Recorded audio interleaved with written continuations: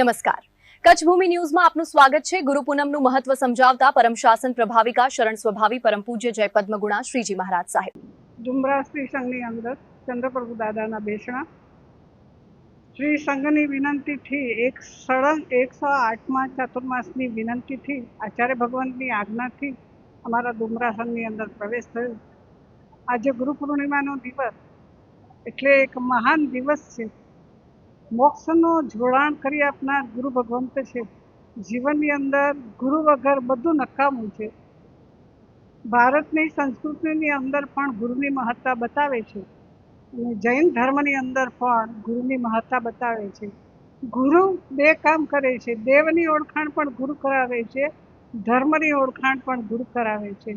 બસ જો જીવનની અંદર ગુરુનો વિનય સેવતા, વિનય કરતા જો આવડી જાય તો જન્મ જન્મની અંદર એકથી ચઢિયાતા ગુરુની પ્રાપ્તિ થાય છે અને સર્વાંશે છેલ્લે જીવાત્મા મોક્ષ ગતિનો અનુગામી બની જાય છે।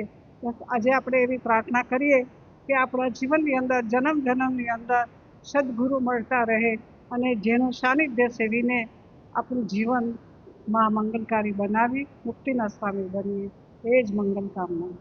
આજે આ ગુરુ પૂર્ણિમાનો પાવન દિવસ છે આપણા બધા માટે અને અમે તો સૌ ડુમરાવાસી એટલા ભાગ્યશાળી છીએ કે આજે અમારા સળંગ 108 ચાતુર્માસને પ્રસંગને દીપાવવા અમને બીજી વખત અમારા પ્યારા ગુરુજી, વંદનીય ગુરુજી જય શ્રી પદ્મગુણાશ્રી મહારાજ સાહેબ આદિ 4 ઠાણાઓનું સાનિધ્ય પ્રાપ્ત થયું છે। એમની નિશ્રામાં આજે ગુરુ પૂર્ણિમાના દિવસે સવારે સૌએ એમને વંદન કરી અને એમના ધર્મ લાભ મેળવ્યા છે અને એમને માનનારો વર્ગ તો આપણા અબડાસામાં આડે પાછાડેથી એમને વંદન કરવા એમને આવે છે અને આજના દિવસે એમના પાવન આશીષ મેળવે છે। ગુરુના આશીર્વાદ તો સદાય આપણને સૌને આપણું હૃદય ધબકતું જ રાખતા હોય છે। ગુરુ સર્વસ્વ છે અને આવા ગુરુ હસમુખા જેને જોઈને જ મનમાં એટલી શીતળતા આપણને મળી જાય, આશીર્વાદ મળી જાય। એમને ફક્ત એમના નિત્ય હું દર્શન કરું છું તો પણ મને એકદમ આત્મિક શાંતિ મળે છે।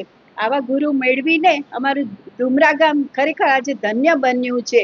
બસ ગુરુજી સૌને, તમારા જેટલા પણ ભક્તજનો છે બધાને તમારી કૃપા વરસાવતા રહેજો, આશીર્વાદ વર્ષાવતા રહેજો અને અમે તો એટલા નસીબદાર છીએ ગુરુજી કે અમે 4 મહિના સુધી આપની વાણીનું ધર્મપાનનું રસ કરશું અને અમારી શું કહું, અહીંયાથી 4 મહિનાની આપણને એમ લાગે કે ચાતુર્માસ હજી પણ ચાલ્યા જ કરે, કાયમ ચાલ્યા કરે। આવા ગુરુ મળ્યા છે।